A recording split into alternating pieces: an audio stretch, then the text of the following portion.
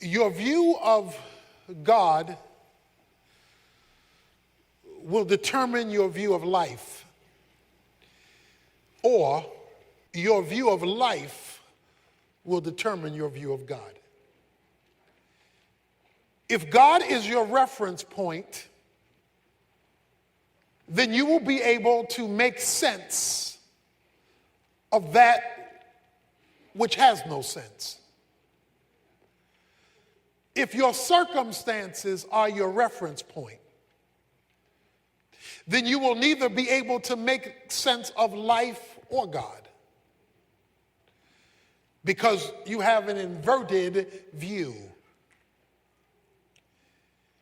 The second most important truth you could ever learn as a Christian is what I want to speak to you about. I say the second because the first thing that you need to learn is salvation by faith in Christ. Becoming a Christian is the first thing. Nothing can preempt that as the first understanding. To understand and respond to the gospel is of first importance. Paul says that in 1 Corinthians 15, of first importance, I declare to you the death and resurrection of Jesus Christ. But second to that is your understanding of the sovereignty of God. If you do not understand the sovereignty of God, then you will not be able to make sense of life. Most of us have lived long enough to know that life throws curveballs. Life is full of the unexpected. Life is full of pain and problems. Life is bittersweet, sometimes bitter, sometimes sweet, sometimes both. Your view of, and therefore response to, the sovereignty of God will determine your ability to cope with the confusion of life. Let's make sure we're on the same page. Let me define for you what I mean by the sovereignty of God. I'm simply saying that God is the absolute ruler and controller over all of his creation. Sovereignty simply means to rule over, to reign over, to be in control over. To say that God is sovereign, which speaks of his kingship, his kingly role, is to say that there is nothing that happens over which he is not in control. That control is either manifested either by direct causation, he makes it happen, or by consciously allowing it to happen. He either controls it, he says, that's what I want to happen, so it happens, or he says, that's not what I want to happen, but I'm going to let it happen because I'm going to use it for what I want to happen. You cannot have a sovereign God and have luck.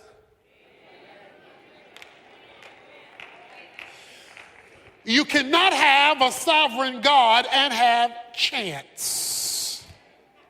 You cannot have a sovereign God and have fate. Because that means those terms refer to things happening haphazardly, with no order to them, with nothing in control. They just show up. God's sovereignty says that things don't happen, things are under control when they're out of control. Or I like the way Ephesians 1:11 says it, that God does everything after the counsel of his own will. Everything. He is creator, controller, and sustainer of all things. So we've got to establish this as the governing principle of life. The governing principle of life has to be the sovereignty of God. Therefore, you can never first appeal to your circumstances. If God is sovereign and you're not sovereign, that means your circumstances are not sovereign. God is. So the reference point for life must not be life, it must be the sovereignty of God. This leads me to probably the greatest verse, I would say, in the Old Testament, maybe in the Bible, when it comes to life circumstances, as it comes to the intersection of the sovereignty of God, and that is found in Genesis 50. It comes at the end of a saga of a young man's life that we have spoken of often. His name is Joseph. Joseph has been sold into slavery by his brothers who were jealous of him. Joseph, having been sold into slavery, winds up working for a man named Potiphar, because the slave owners took him to Egypt. They sold him as a slave to Potiphar, where Joseph climbed the ladder of success and became Potiphar's administrative assistant, managing all of his household affairs. While managing his household affairs, Potiphar's wife sought to seduce him, and he refused. In her anger over his refusal, she cries rape, making Potiphar, of course, furious that this man who he had entrusted over all of his affairs would seek to rape his wife, which was not true. And Potiphar gets Joseph thrown in jail. So he's sold into slavery for no just cause. Now he's in jail for no just cause. While in jail, there are two men who are in jail with him. One man is sentenced to death. One man is set free. Joseph says to the man who's set free, "Remember me to Pharaoh." Remind him I'm still here. The man who he talks to forgets. He's free. He's not remembering nobody else. And now he is now forgotten. This is 12 to 13 years of events I just described for you. Every time it looked like he was going up, zoom, he went down. You talk about it's not fair. Joseph could say, this is not fair. Pharaoh has a dream he can't interpret, that he doesn't understand. And I'm covering a number of chapters in the book of Genesis, a story that is riveting. He comes to a place where he has this dream he can't interpret, and then the man in jail remembers. There was this dude in prison who was good at this stuff. He could interpret dreams. And since nobody can tell you what this dream meant, maybe you ought to call on him. I think his name was Joseph. Joseph is summoned up to Pharaoh. Pharaoh tells him the dream. And Joseph says, this is the interpretation. There will be 7 years plenty. There will be 7 years famine. In order to get ready for the 7 years famine, you're going to have to store from the 7 years plenty. Pharaoh was so awed by Joseph's ability to interpret dreams. He took him from the outhouse to the White House. Joseph, in one day, becomes the second in command in Egypt. Over 12 years of pain is overturned in one night. I mean, he couldn't have climbed that ladder as a Jew in 12 years if he had applied for the job and worked at it. But through a supernatural lucky opportunity, he is placed second in command in a foreign land that are not his people. Through a series of events that is literally Hollywood. It's a Hollywood kind of story. His father and 11 brothers are caught in this famine. And the only place you can get food is Egypt. Egypt, because of the interpretation of the dream, has all this extra storage. So the only place you can get food is you got to go to Egypt. So the brothers make their way up to Egypt. I'm going somewhere with this, stay with me. They make their way up to Egypt to request food. Joseph recognizes these are the boys that sold me into slavery. These are my brothers. But they did not recognize him. Of course, years have passed. Last time they saw him, he looked like one of them. Well, he living large now. Things have changed. They don't know who he is. He knows who they are. Joseph does a number of things in the story to force them not only to come for food, but to come back. One thing he did was say, well, you leave your younger brother with me. By the way, how's your father doing? So he getting all the info, all the intel. The brothers come back. They are gathered in the room with him. Joseph must say, hold on for a minute. And he turns aside and goes outside and weeps. He's bawling like a baby.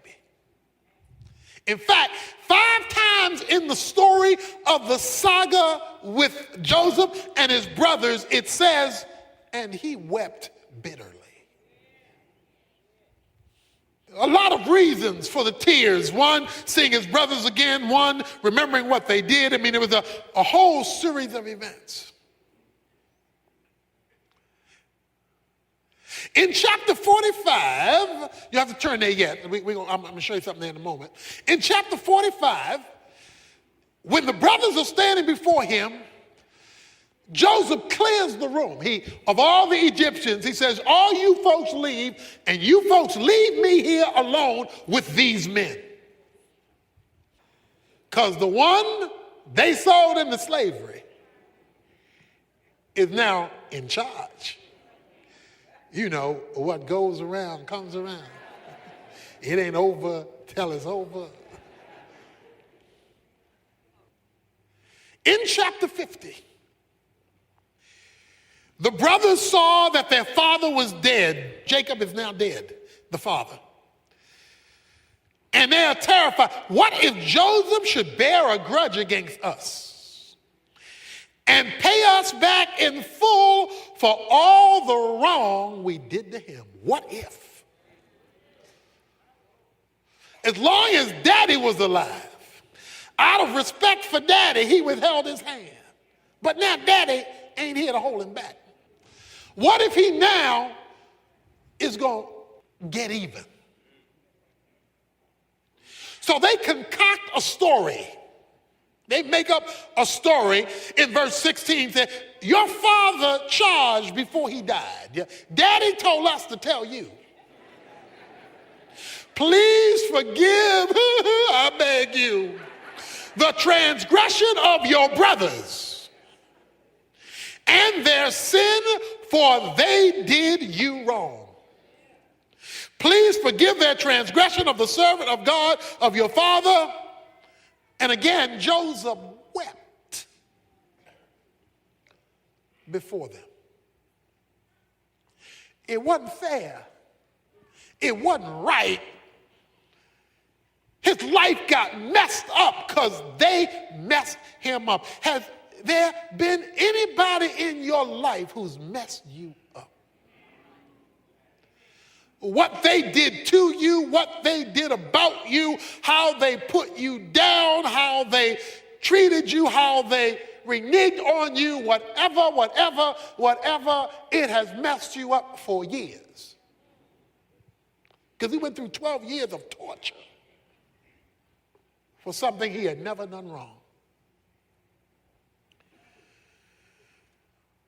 His brothers came to him and fell down and said, "Behold your servant." And then Joseph says the words that are at the heart of my point this morning. Do not be afraid, verse 19. For am I in God's place? You meant evil against me, yet you did me wrong. But God meant it for good, in order to bring about this present result, to preserve many people alive. It doesn't get stated any clearer than that. Am I in God's place? He says, I am looking at this through a different set of eyes than you are. You're looking at what you did to me, and what you did to me was wrong, but what you did to me is not my final reference point. What you did isn't the bottom line. What you did isn't the final point. What you did didn't make it over. He says, you meant it for good. You did me wrong, but you meant it for evil. You did me wrong, but God meant it for good, to bring about this present result. When life treats you wrong and you focus only on the wrong, then you're missing the point. When life treats you wrong, God is still in control. When it's not fair, it doesn't mean it's not God. When God allows people and things to do things to those who are committed to him, you can be assured that he's allowing bad things for a good reason. Let me say it another way. Anything that happens in your life, because God is sovereign, must pass through his fingers first. God has the power to stop it, reverse it, correct it, kill it. If he didn't, he wants to use it. You meant one thing when you sold me into slavery, but God meant something else when you sold me into slavery. You were thinking, I'm mad, I'm irritated, we're jealous of you, we don't like you, we don't want you here anymore. That's all you were thinking. But when God lets you get through with that, he was up to something else. He says, and the reason God did it in verse 20 is that he might bring about this present result. He allowed an event 13 years ago to bring us to today. He allowed a negative in our past to bring about what you're looking at right now. In fact, boys, thank you for sending me into slavery. Because when you put me in that hole and lied to daddy and told him I was dead, God allowed the Ishmaelites to come up and see me. And they took me. God allowed me to be sold by them to Potiphar. Then God allowed me to be put in prison for a crime I didn't commit to bring about this present result. And he says, and to save the life of many. When you read the life of Joseph, there is a phrase that follows him all through his life. And the phrase is simply, and the Lord was with Joseph. He gets accused of a crime he doesn't commit, and guess what the phrase is? And the Lord was with Joseph. He gets thrown into prison, and the first phrase you read when he gets thrown into prison is, and the Lord was with Joseph. How can the Lord be with me when all hell is breaking loose? How can the Lord be with me when I'm getting buked and scorned and talked about show as you born? How can the Lord be with me when I've lost my job? How can the Lord be with me when my friends turn their back on me? How can the Lord be with me when my finances aren't where they ought to be? How can the Lord be with me? The Lord can be with you when things are against you, because God is looking at where you're going, not where you are.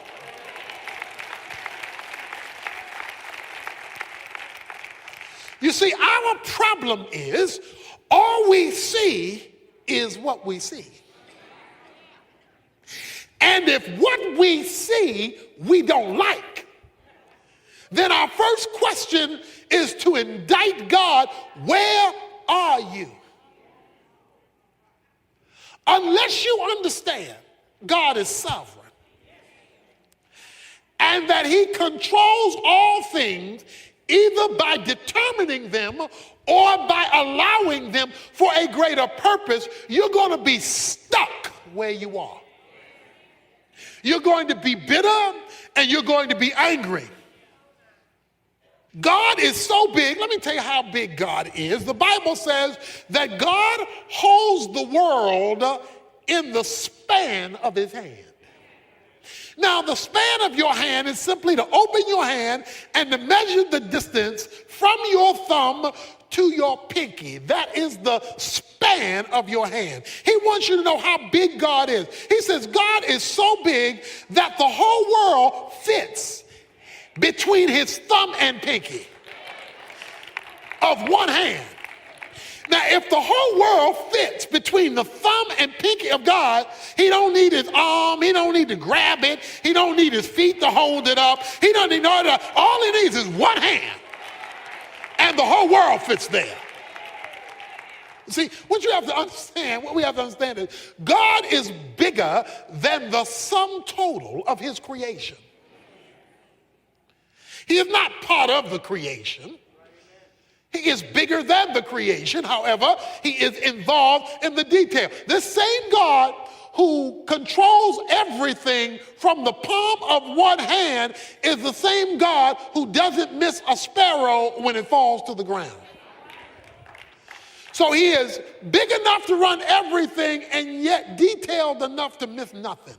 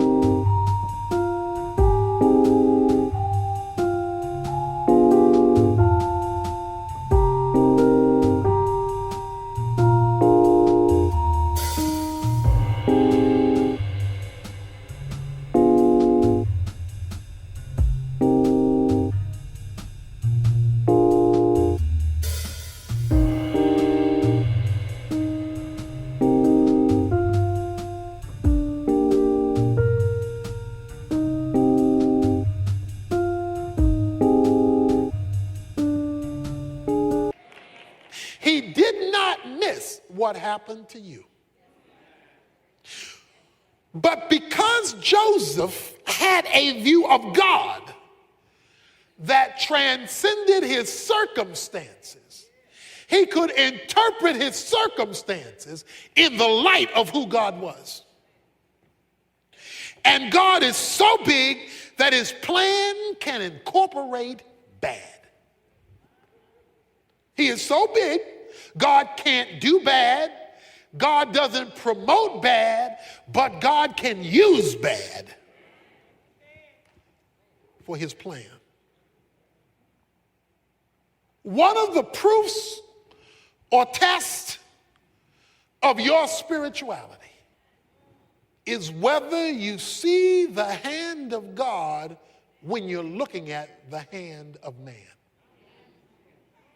I hope you didn't miss that. One of the tests of your spiritual progress is whether you see the hand of God when you're looking at the hand of man, especially when the hand of man is negative. Yeah, you get your praise on when the hand of man is good. Because then you're seeing, well, that must be the hand of God. But when the hand of man is bad, if you are a spiritual person, you are watching the hand of God, using the hand of man in its evil, in spite of its evil. Joseph was confident in the plan of God. Look at chapter 45. Verse 4, then Joseph said to his brothers, please come closer to me. And they came closer. And he said, I am your brother Joseph, whom you sold into slavery. So this way he calls them close. And now do not be grieved or angry with yourselves because you sold me here. I'm going to talk about that in a moment. For God sent me before you to preserve life. Don't get mad at what you did, because what you did, God did. For the famine has been in the land these 2 years, and there are still 5 years in which there will be neither plowing nor harvesting. And God sent me before you to preserve you for a remnant in the earth, to keep you alive by a great deliverance. Therefore, it was not you who sent me here, but God.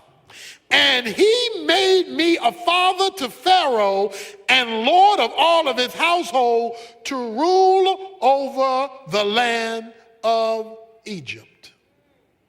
You didn't send me here. Now let me show you another scripture. Psalm 105, verse 16. And God called for a famine upon the land. And he broke the whole staff of bread, and he sent a man before them, Joseph. Now this is the psalmist writing many years later after all these events have happened. And he sent a man before them, Joseph, who was sold as a slave.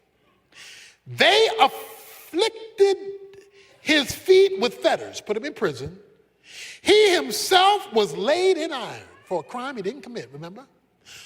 Until the time that his word came to pass, the word of the Lord tested him. The king sent and released him, the ruler of peoples, and set him free. He made him lord of his house, Pharaoh did, and ruler over his possessions, to imprison his princesses at will, that he might teach the elders wisdom. And here's what I want to point out. Israel also came to Egypt. Israel is Jacob. Jacob's name was turned to Israel. All right, let's put this in perspective now. Remember now. If you are on the same page with God and bad things happen to you,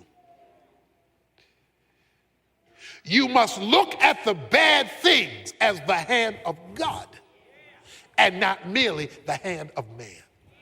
That's my point. God knows what he's doing. In allowing that to come to you, he knew it was coming. He decided not to stop it, so he must plan to do something with it. You say, but why is he allowing the negative? He tells you in Psalm 105, he says, to test him. Joseph, you talking about all that, I trust in the Lord? You say you believe in me, you have confidence in me. Let's see. Do you trust me when man's hand is against you? When you are committed to God and man's hand is against you, it's a test. It's a test. God wants to see whether you trust him, not hear it. Do you trust him when it's going backwards? When it is going in reverse? Are you blessing his name now?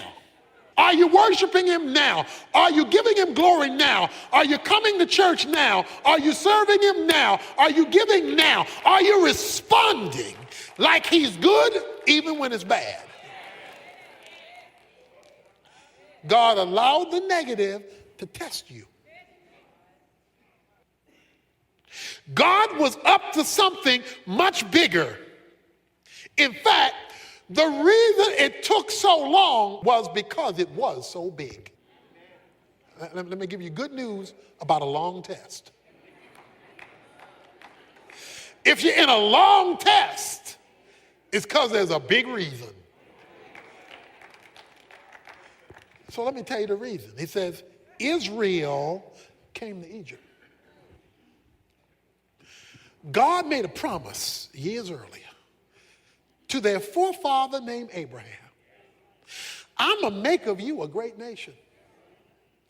I am going to make of you a great nation, and when I make of you this great nation, as part of this process of bringing this nation into being, God says, you will be in a land called Egypt for 400 years. And out of that 400-year experience, I'm going to give birth to a nation that will come out of your offspring, and this nation shall be my people and shall glorify my name. That goes way back. That's what Joseph's great-granddaddy. That's way back. Question is, how was God going to keep his promise?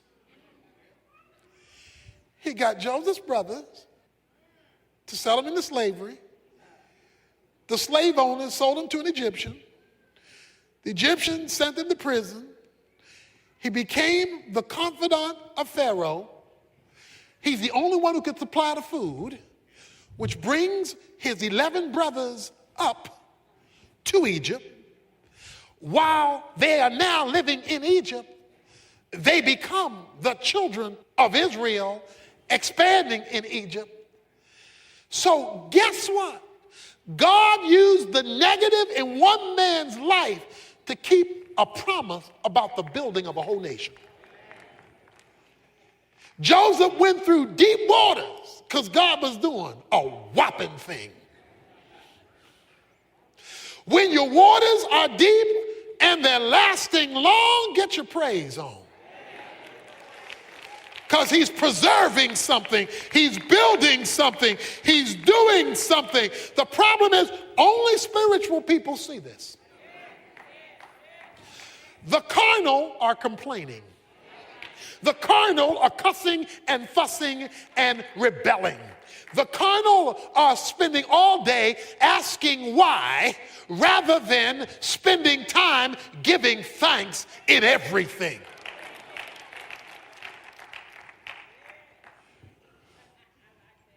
God is up to something. If his delay is one negative on top of another, and you're walking with him. See, Joseph was walking with God. And because he was walking with God, it was not wasted time.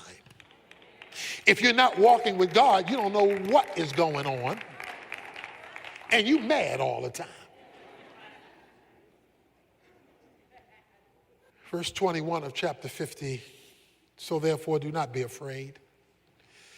I will provide for you and your little ones, my nieces and nephews. So he comforted them and spoke kindly to them. I need to read that again. Some of you already know where I'm going. So therefore, do not be afraid. I will provide for you and for your little ones. So he comforted them and spoke kindly to them. When you have God's point of view, you can relate to people who hurt you differently. See, if all you see are the people who hurt you, you did this to me and I'm going to get you. All that's telling me is you didn't see the hand of God. You thought that was all about what they did. But because Joseph never lost sight of the hand of God, when they repented, yes, they repented. They said, we were wrong. We're sorry and we are scared. Because Joseph now has the power of life and death. He says, don't be afraid. I not only forgive you, I'm going to take care of you. I'm going to comfort you. I'm going to help you. The recognition of God's sovereignty gave the freedom of forgiveness. Many of us are living life on a leash that we can't shake, and Satan is holding the other end of the leash because we can't let it go because all we see is what they did. Because we do not have the eyes of God, we do not see what God was doing in allowing it, even though we were not at fault. Many of us are in shackles and are looking for ways we can get them. I'm going to get them. Let me show you 1 Peter 3:9. Apostle Peter says these words, not returning evil for evil or insult for insult, but giving a blessing instead. For you were called for this very purpose, that you might inherit a blessing. Now, they're not going to tell you what I just told you in the street. They're not going to tell you that.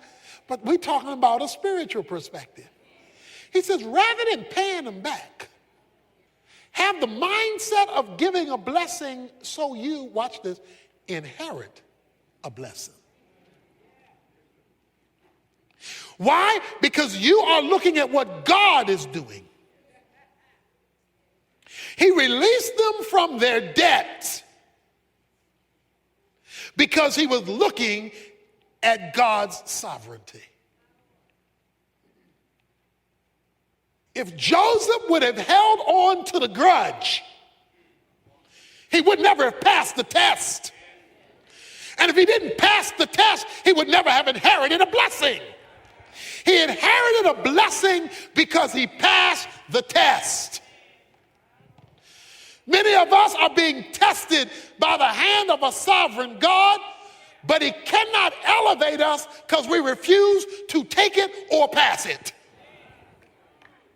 And we're living in bitterness and anger because we saw the hand of man and missed the hand of God. It's time to push the delete button because you're looking at the hand of God. It's time to set somebody else free so you can be set free because you're looking at the hand of God. You're not stuck with the injustice because God is up to something. And he decided to use the injustice to get you where he wanted you to be. He said, God used it to bring me to this place. One of the reasons that I'm in Dallas today is a broken leg in a football game. Small thing, a broken leg in a football game.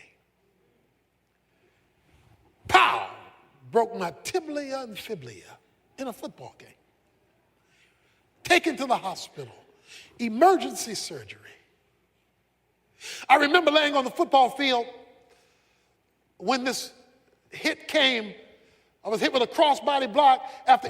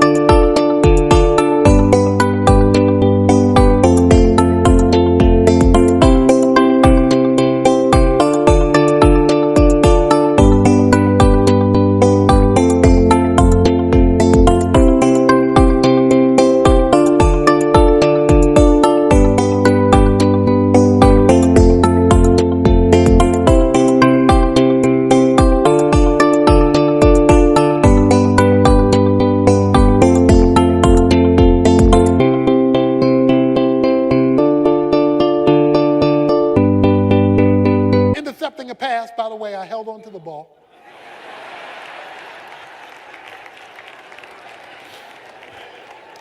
Just want to get that straight. I'm not a punk. I held on to the ball.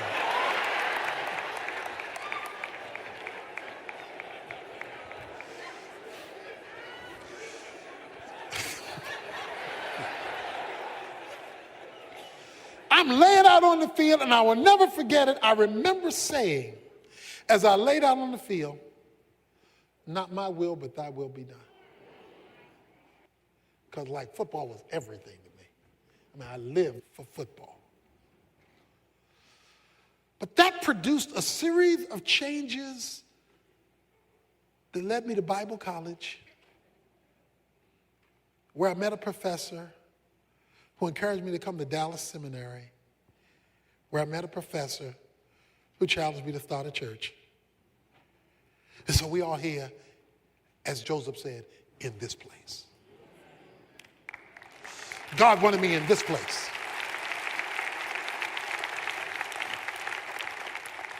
And it was inspired because something got broken.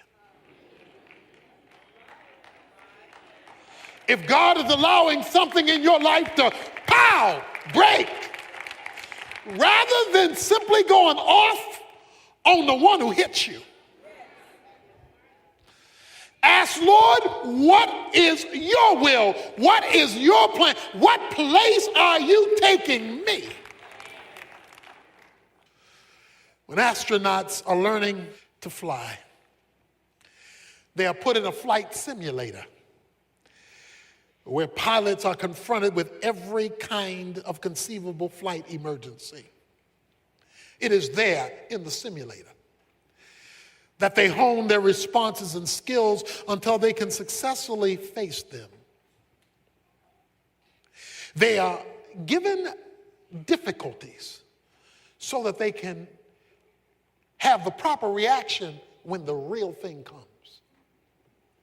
The simulator really isn't the real thing. It just feels like it. They are preparing them in the test for when they get high, for when they're elevated, when they take off. God is allowing you in the simulator and shaking up your world to hone in your faith so that when he comes in and allows you to take flight, you know what to do up there because you learned what to do down there.